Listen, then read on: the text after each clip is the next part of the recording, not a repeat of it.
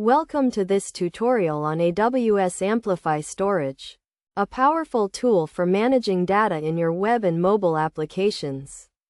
To Aws Amplify Storage provides a scalable and secure way to store and retrieve files, such as images, videos, and documents. To get started, you need to create an AWS Amplify project.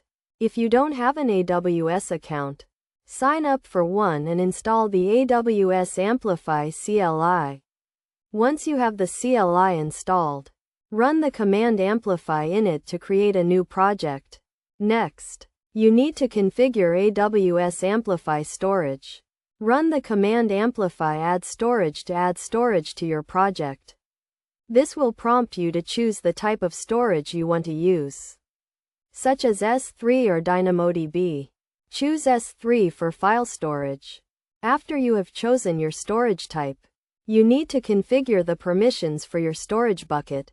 You can do this by running the command amplify update storage. This will prompt you to choose the permissions you want to grant to your users. Now that you have configured AWS Amplify Storage, you can start uploading and downloading files. To upload a file, use the put method provided by the AWS Amplify Storage API.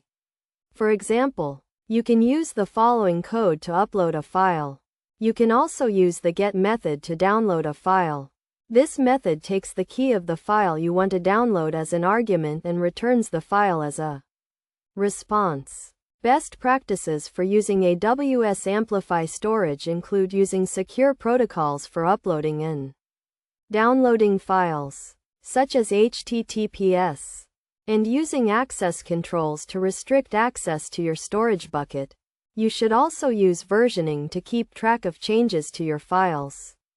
In conclusion, To Aws Amplify Storage provides a powerful and scalable way to manage data in your web and mobile applications. By following the steps outlined in this tutorial, you can configure AWS Amplify Storage and start uploading and downloading files.